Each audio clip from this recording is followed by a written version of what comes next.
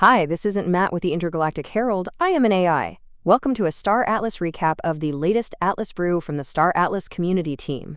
The following summary of the Atlas Brew was AI generated, so no guarantee it is 100% accurate, because I am an AI after all. If you want to listen to the entire recording, please check out the YouTube channel of Star Atlas TV. Enjoy the summary. The Atlas Brew number 162, though some participants referred to it as number 164 or debated the number, it was confirmed to be number 162, featured Brett, the VP of Engineering, as the source of truth for everything C4 related when it comes to mechanics, with game design being handled by Danny and economics by Chris. The primary purpose of this session was an open format Q&A to address questions following a previous town hall that provided extensive information on C4. Several noteworthy announcements and updates were shared before diving into C4 mechanics. StarPath, the existing referral program, is being sunsetted on June 23rd because it primarily functioned as a discount program and was not effectively serving its referral purpose.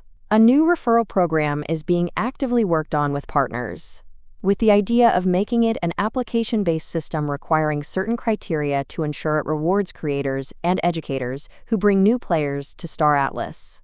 The HoloSim Open Beta was released last week, and the team is actively seeking player feedback and bug reports, as this is the core idea behind its launch.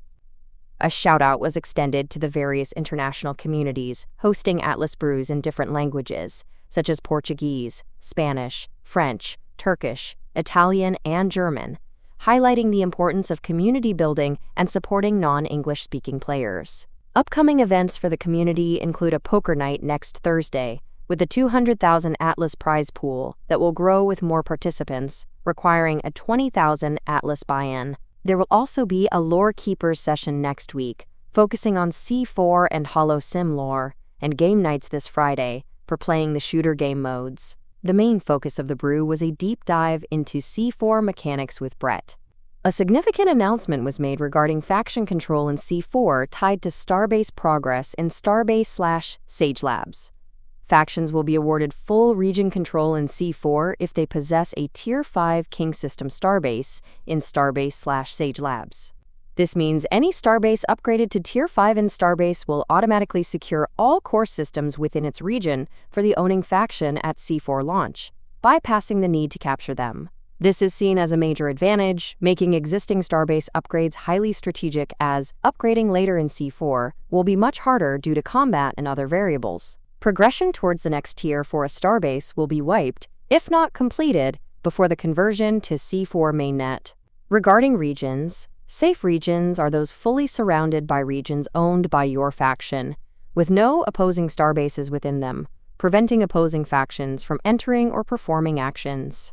Border regions, conversely, are accessible to opponents, either through neighbor connections or if an opposing faction owns a starbase within them, making them open season for combat and conquest. This system aims to provide safe areas, while still allowing for PvP engagement. Losing a starbase in a region can turn a safe region into a border region. Local markets will be specific to starbases, with only the King System, Central Starbase, in a region having a local marketplace. Access to this market is granted by owning that specific starbase. These new local marketplaces will be, quote, much more efficient and operate on a best execution only model, meaning purchases will automatically buy at the best available price. If a starbase is lost or its level drops below the requirement for the local market, all cargo within the starbase's local market is burned and all buy/sell orders are canceled, with resources for canceled orders being returned to players. However, claim stakes and ships on local markets will not be burned but will respawn instead, even if they have components attached. Repairing starbases requires repair ships or any other ship with a repair stat. Repair ships offer greater repair capability and efficiency. While docked at a starbase, ships can be repaired by the starbase, but this process takes time and prevents undocking without losing pending repairs. Repairing a starbase does not currently provide LP to prevent infinite loops of damage and repair. Starbases cannot repair themselves and must be repaired by fleets. Losing starbase level progression due to damage can occur during upgrades.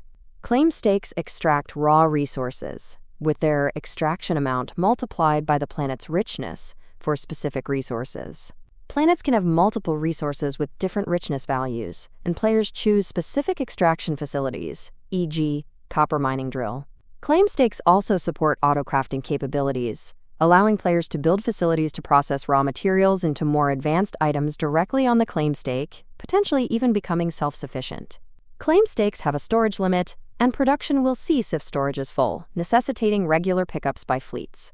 Different building options for claim stakes, including those that might be exclusive to higher-tier claim stakes or specific planet types based on tags, will offer various trade-offs, e.g., solar panels versus fuel generators.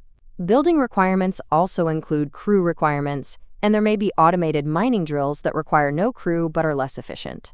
Buildings on claim stakes are removable and reconfigurable, allowing players to adjust their setup over time.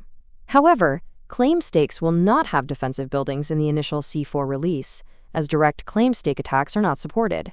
Instead, attacking a starbase evicts associated claim stakes. Players will need to dock with each individual claim stake to unload resources. Fleet size in C4 is expected to start smaller and be upgradable with Council Rank XP, with a potential final size around 145 ships. Players who have accumulated XP through long-term play should be able to leverage it to build fleets or other upgrades. Crew members do not die in combat. They respawn at the CSS or the local starbase if it's controlled by your faction. There will be no direct rentals for claim stakes. The developers are exploring large future projects such as building warp gates or terraforming planets. A public test realm (PTR) will be released on DevNet for testing C4 mechanics for several months before its mainnet release, allowing toolmakers to build tools and gathering community feedback. The session concluded with an acknowledgement that many questions remained, and a part 2 of the C4 deep dive is planned for the following week.